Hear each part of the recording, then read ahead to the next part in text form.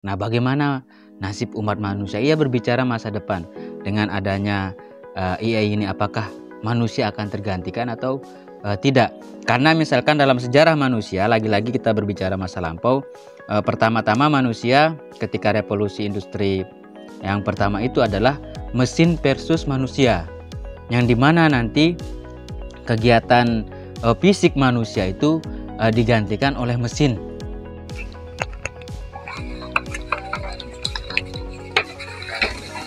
Bang, boleh nanya enggak ya? Kenapa sampean ini senang baca? Ya. Mau pakai itu juga. Oh, iya, pakai. Biar agak ini ya. Iya. Taruh di mana ini? Di sini aja ya, kedengeran ya. Nah, ayo jajan nih. Oh iya. Sorry. Ya nggak apa-apa. Membaca ya, senang baca. Baca ini ketika berbicara membaca, kita atau saya secara pribadi merasa mungkin according to me about read a book, menurut saya ketika membaca ini seolah-olah kita sebagai time traveler. Time traveler itu adalah penjelajah waktu. Kita bisa menjelajah waktu di masa lalu atau bahkan mungkin di masa depan. Nah, di sini adalah sangat jelas sekali, sangat asik ketika membaca sebuah buku terus kita diajak mencoba melampaui atau menjelajah ke masa lalu misalkan. Nah, ini sebenarnya teori ini yang dipakai oleh Schleiermacher dan Dilthey. Ini kan kebetulan karena saya membaca Seni Memahami, kan ini adalah salah satu kajian kita di sini, hermeneutika. Nah, salah satu tokohnya, dua tokohnya lah, itu adalah Schleiermacher dan Dilthey. Ini jajan kalau santai kan, sambil santai ya, nggak apa-apa.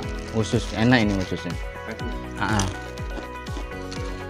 Nah, kata Schleiermacher dan Dilthey kan yang saya gunakan metodenya, dan lalu saya coba menyimpulkannya, dan sehingga saya mendapat kesimpulan ketika membaca itu, saya merasa seperti time traveler tadi itu, yakni menjelajah waktu.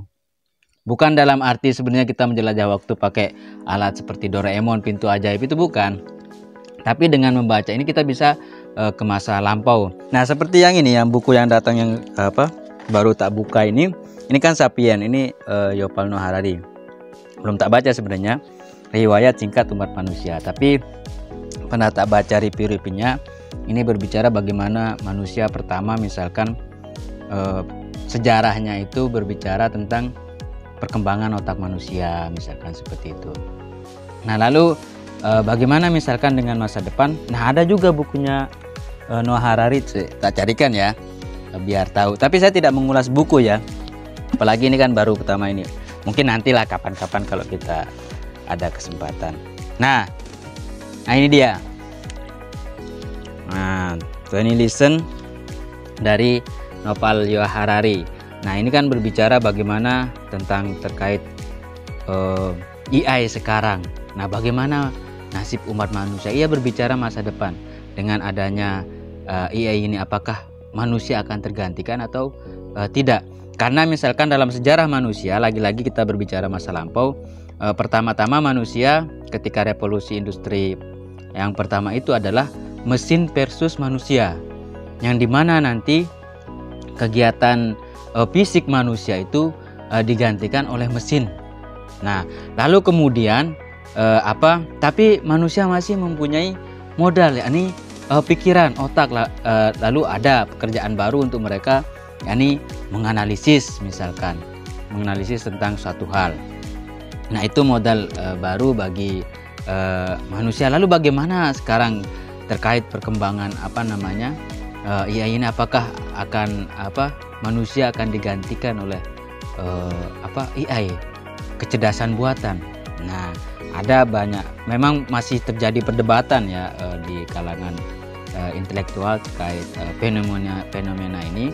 Nah, tapi dalam buku Yuval Noah Harari ini yang menarik adalah ketika ia membicarakan apa namanya, mobil apa istilahnya yang dikembangkan oleh siapa? Saya lupa namanya, Elon Musk, yang otomatis itu loh. Saya istilahnya lupa. Nah, nanti di situ justru yang akan mendapat pekerjaan salah satunya itu adalah filsuf, yang dimana filsuf ini kan kalau masuk jurusan filsafat misalkan seperti itu di kuliah, nanti ditanya biasanya nanti kerja apa. Nah, justru di masa depan akan ada pekerjaan untuk para filsuf ini, yang dimana misalkan mobil otomatis ini ketika misalkan dia ke apa namanya, taruhlah mau mengalami kecelakaan misalkan tak terduga, apakah dia akan menabrak korban, membunuh korban, atau menyelamatkan si pemilik atau yang ada di dalam mobil itu sendiri. Nah, ini pertanyaan filosofis yang harus dibedah, harus dijawab oleh para filsuf. Nah, jadi ada pekerjaan filsuf di situ, ada kerjasama kerjasama antara filsuf dan sains lah dalam hal ini. Nah, mungkin itu kalau kenapa bicara senang baca. Nah, kalau awal senang baca itu sebenarnya membaca sastra, yakni dari karya siapa, Pramudia Anantatur, Bumi Manusia. Pada waktu itu saya dikasih buku hadiah lah istilahnya, satu hadiah, terus saya buka hadiah sama samuan ya, sama samuan, lalu saya buka ternyata isinya buku, lalu saya baca, saya di situ tertarik sekali. Dimana itu novel, sebenarnya novel, tapi ia berbicara sejarah Indonesia. Keren sekali kalau Pram ini. Nah, kalau untuk sastra, nah ini kan kita memvisualisasikan apa yang ada di buku. Misalkan contohnya begini perbedaannya. Kalau misalkan menonton film, kita melihat visualnya, gambar dan segala macam bergerak. Nah, di buku tulisan ini bagaimana ia bisa ketika membaca yang menurut saya begitu mengasihkan, misalkan salah satunya membaca novel, di kepala ini tergambar misalkan seorang tokoh misalkan cantik, jelita, bahenol dan segala macam. Otak itu menggambar di situ. Penulis ini mencoba menggambarkan tokoh itu sedemikian rupa, sangat hidup sekali. Nah, misalkan saya membaca dengan Anda, tentu misalkan tokoh siapa, misalkan nama si cewek misalkan di dalam tokoh tersebut akan berbeda. Nah, ini yang menarik, otak itu kita pakai. Karena kalau nggak dipakai eman. Lebih baik dijual. Lumayan kan, mahal, nggak pernah dipakai kan. Jual otak baru gitu, mahal, nggak pernah dipakai. Nah, jadi dipakai mikir. Nah, mungkin itu selain berbicara wawasan luas dan segala dan beberapa hal itu. Nah, salah satu yang menurut saya membaca ini yaitu yang pertama tadi itu time traveler atau penjelajah waktu. Nah, itu mungkin kalau terkait membaca, makanya ya di sini juga ya banyak buku kita senang membaca ya, untuk memperluas pengetahuan, tidak mengkultuskan seorang, misalkan tidak terlalu fanatik. Ketika ada beberapa perbedaan nggak gampang kaget kan, kalau ada beberapa perbedaan seperti itu. Perdebatan kita lebih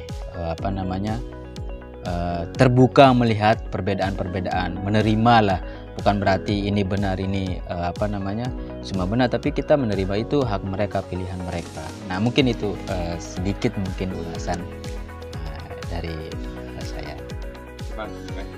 Oke, sorry mungkin agak ini.